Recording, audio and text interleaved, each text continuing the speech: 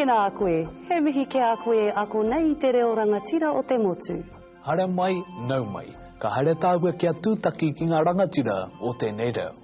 Kia ora, welcome to the final episode in our series. We have enjoyed being here each week and we have a great program to finish the series for you. In Te Whare Kura today, we'll be looking at saying that someone has something or owns something. In Te Whenua Ora, we'll look at some Māori men who have made a particular contribution to the Māori community. And on our last visit to the Whānga household, Hone has the stones, the wood and the kai, and he's going to make the Hāngī. Let's look at today's key words. Don't forget the words will appear throughout the program, but listen particularly when we visit the whāngas. Today's words are whakamātautau, whakamutu, kōhatu, raurau kai, tāpuke, and mahi ngahau. We'll have them again at the end of the program so you can see how you do. These are the names for some sports. Hiika is fishing.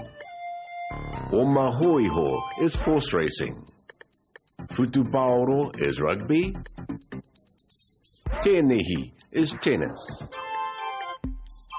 Kairerehuka is skiing. Kaimeke is boxing. And Pahiketepaoro is basketball. At the Whāngas today, there's a celebration and a lot of people to feed. Mārama will be going home, and Hone has the job of the Hāngī. Women don't usually put down a Hāngī, but Mārama is a young woman with her own ideas, so she decides she wants to learn how before she heads back to her real home. She's had a busy time at the Whāngas, and, like us, she'll have a lot to remember from her time with the family. Nō reira, nau mai ki te whare whānga.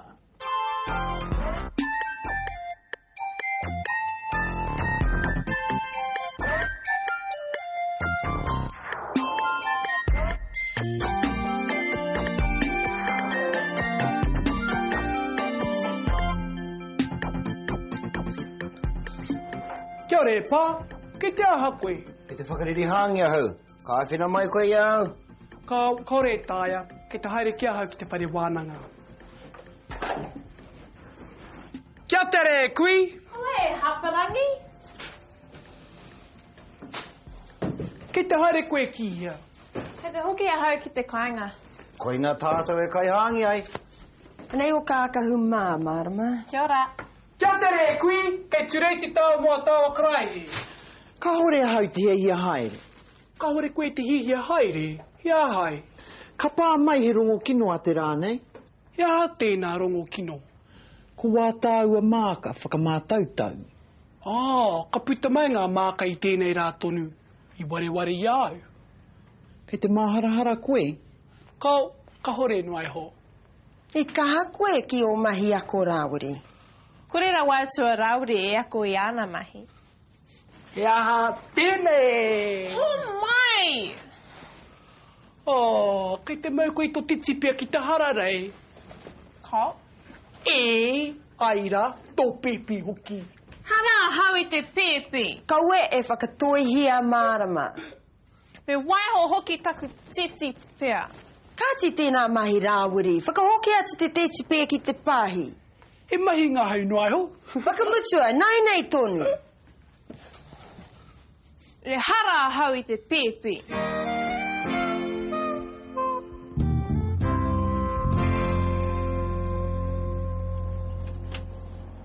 Haere atu, kei tai tū reiti koe ki te whare wānanga. Kia tere mai e koe? Ka hore au te hia haere. Haere atu e mā. Ka ki te tama. Ko riri koe ki te ako? Ai.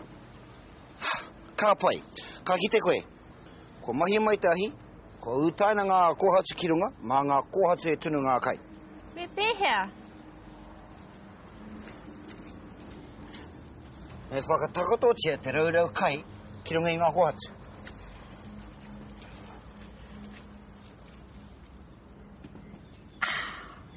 Me awhina atu a hau i a koe? He pai tonu tēnā.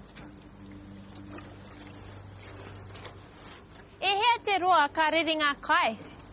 He toru haora pēr? Pepe hea ngā kai e mahana tonu ai. Me tā puke ngā kai. Tikina atu tēnā ho.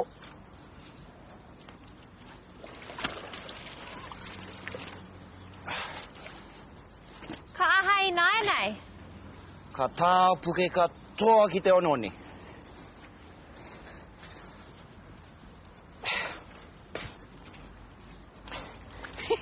He mahi ngā hau tēnei. Nē.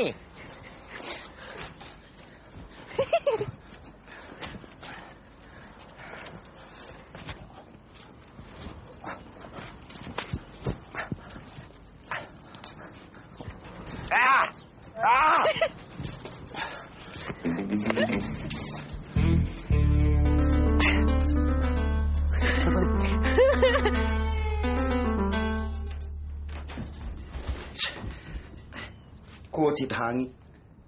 Tō paru hoki. Hari ki te horoi. Mārama, he aha koe I paru ai. Ko e ko he te iaia. Ai, me ko he te ia koe. He aha I pēnā ai tō kōrua paru. I te ngā hau ke māua. Ko mutu nei te ngā hau. Haere kōrua ki te horoi. Ai.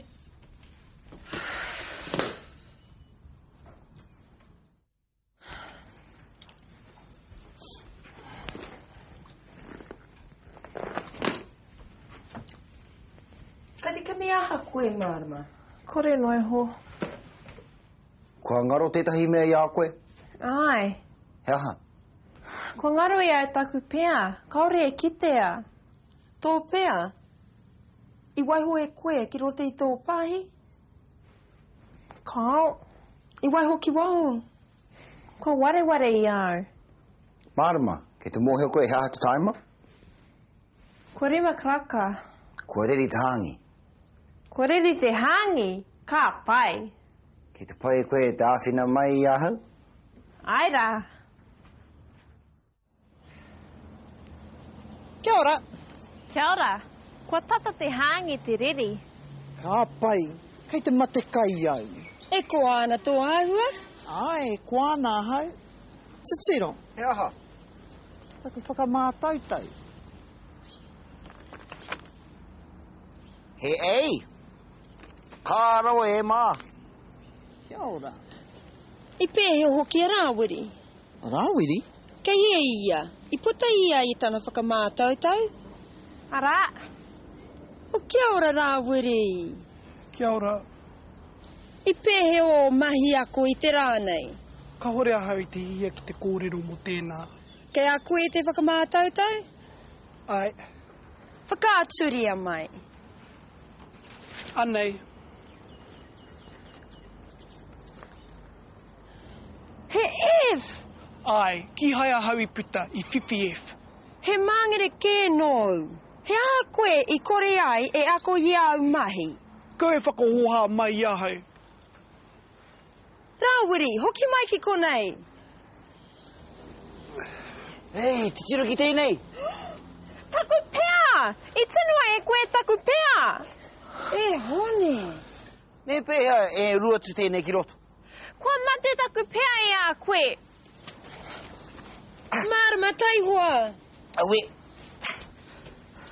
Ka rawe, e rua tātou tamariki kai te pauri ia nei.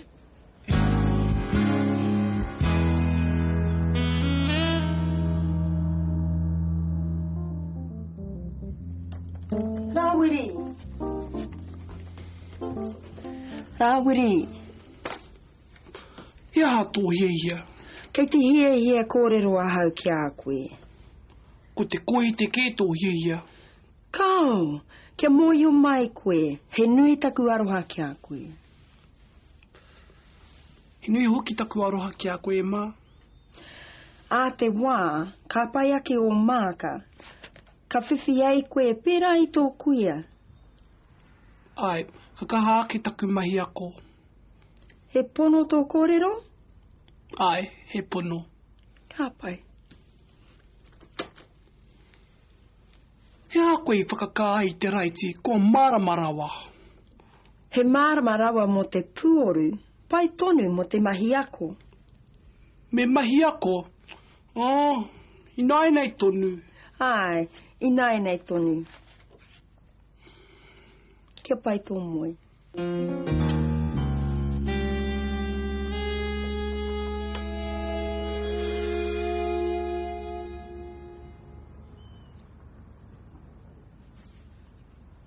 Kia tere, kei tai tū reiti māua ki te pahi. Kei a koe a mea katoa. Ai, hea hau. Atu i tō pēr? Taku pēr! Kua whakaora anoi a koe. Ai, ko tāku ta hone taku ingoa. Kia ora. Me haere e nai ne? Kai ia rā wiri. Rāwiri, puta mai ki te kiti ia Mārama I mua I tana haerenga.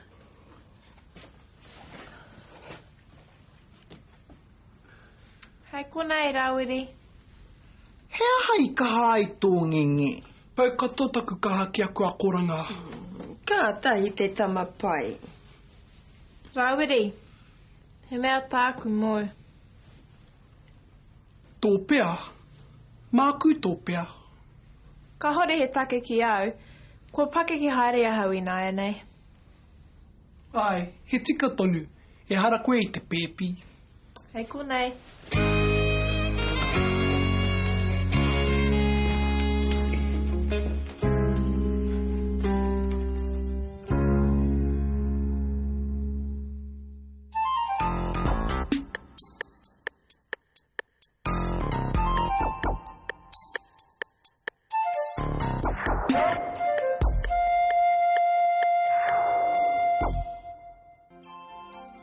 Kia ora, nau mai ki te wāhanga whakamutunga o te kākano. Today in Te Wharekura, we'll take a look at how to say that someone has something or that someone owns something. The word he, combined with tōku or tāku, means I have or I own. With tō or tāu, it means you have or you own. And with tāna or tōna, it means he or she has or owns. Listen to some examples. He motoka tōku means I have or I own a car. He kete tāku means I have or I own a kit. He whare tō means you have or you own a house. He pene tāna means he has or he owns a pen. Notice that sometimes we're using tāku and sometimes tōku. These are the are and all groups that we talked about in episode 6. Remember, if the item which we are talking about belongs in the are group, then we say tāku, I have or own. Tāu, you have or own. And tāna, she or he owns. As in, he kete tāku, I have a kit. And he pene tāna, he or she has a pen. If the item we're talking about belongs in the all group, then we would use tōku, I have. Tō, you have. Or tōna, he has or she has. As in, he motoka tōku, I have a car. He whare tō, you have a house. If you're talking about more than one item, then you simply delete the T. He kete tāku, I have a kit, becomes he kete āku, or I have some kits. He pene tāna, he has a pen, becomes he pene āna, or he has some pens. If we were able to use people's names instead of the pronouns, then we use the word he combined with tā and tō. Let's take a look at how these work.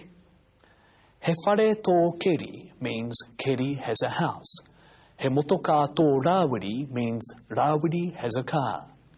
He pene tā Mārama means Mārama has a pen, and he kete tā aroha means aroha has a kit. Notice that when we use the word tā, we're talking about items which belong in the are group. We use tō when we're talking about items in the all group. If we want to say that someone has more than one item, then we delete the T in the word tā or tō. He pene tā Mārama, Mārama has a pen, becomes he pene ā Mārama, or Mārama has some pens. He kete tā aroha, aroha has a kid becomes he kete a aroha, or aroha has some kids. You will need to brush up on your a and or groups in order to use this kind of sentence with confidence. Good luck. We've enjoyed meeting you at Te Wharekura. Kia kaha tonu te ako. These are the names for some common foods. Hua whenua are vegetables. Kāreti are carrots. Kāpeti is cabbage. Rētihi is lettuce. Riwai are potatoes. Poaka is pork. Miti hipi is mutton. And tuna is eel. Last week we looked at a special group of Māori women who have made a particular contribution to the Māori community. Today we meet Dr. Ngātata Love, who looks at Māori leadership and how it differs from a Pākehā viewpoint. Ngātata looks at what he considers to be the qualities of true Māori leaders.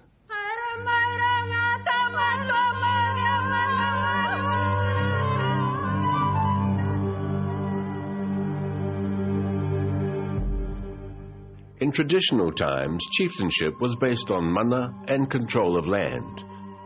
The chief was a symbol of the people, and his leadership grounded in spiritual ideas as well as political power. Modern leaders share something with their ancestors, but authority today has changed. Ngātata Love explains his idea of Māori leadership. Māori leadership is quite different in my view because it carries not necessarily an office holding.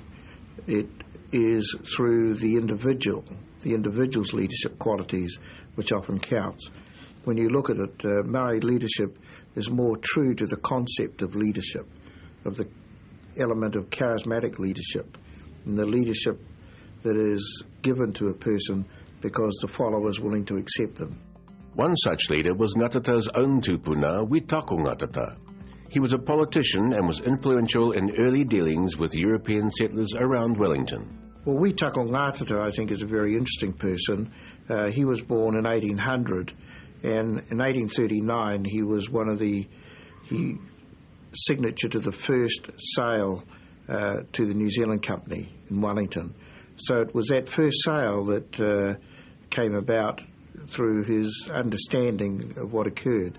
And later on, he moved into the Legislative Assembly. What he did bring is an ability to work together with Pākehā, and that change that occurred at that time, I think, had a great influence, certainly in why Wellington and its environs was settled and war never took place here. There was an agreement reached, there was an understanding, and if you like, the full impact of the treaty principles were exercised in those early times within the Wellington environment. So he and some of the other members of the time really set a framework which we really, the treaty principles today, if you go back, they were talking about those, the need to exercise those. And I think that's where you can see that these early representatives at that level really had a very good handle on the treaty and its principles. Another leader was Tahu Pōtiki Wiremu Rātana. This religious leader established his following after the First World War, but his influence wasn't just in religion. Now, Rātana had a huge influence on Māori politics in New Zealand and as a religious leader. He came in at a time when the leaders of the day were the ones we do remember, Paul Murray, Ngata, Carroll, and he believed that change was needed.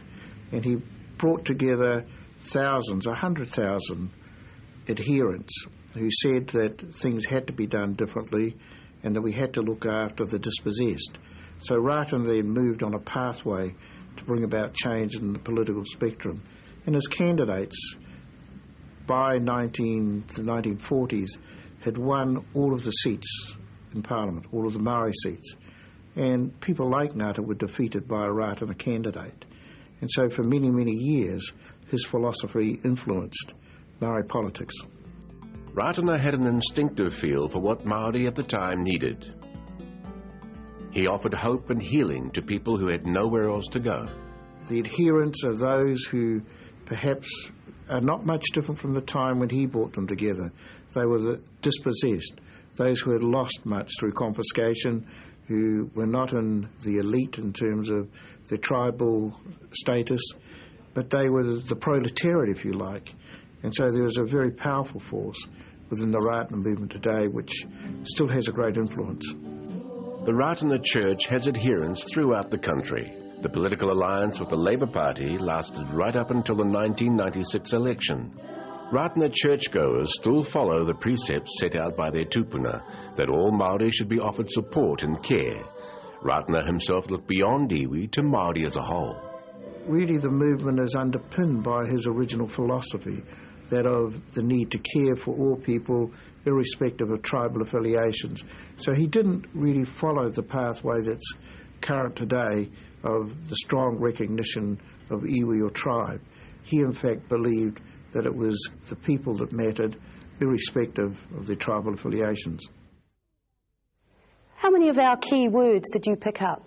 Let's see what they were.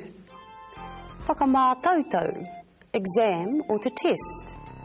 Whakamotu, to end or finish. Kōhatu, stone. Roro kai, food basket. Tāpuke, to cover. And mahi ngaho, fun. This has been our last program in the series. We hope that you found these programs a helpful addition to your study resources. Remember, the course is supported by these books and tapes. The book Te Kākano by John Moorfield is available from most good bookstores, and the tapes can be obtained from the University of Waikato. The course is also available as a distance learning course through the University of Waikato.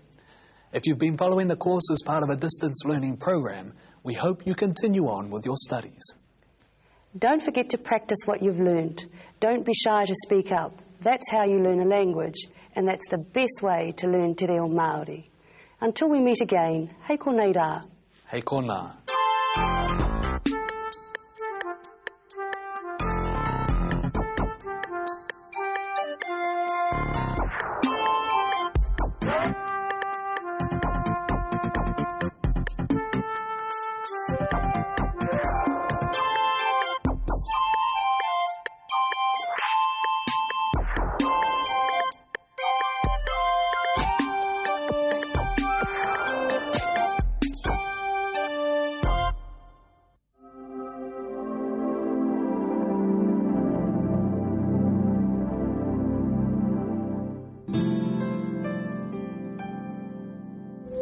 Nā te māngai pāho te pūtea tautoko.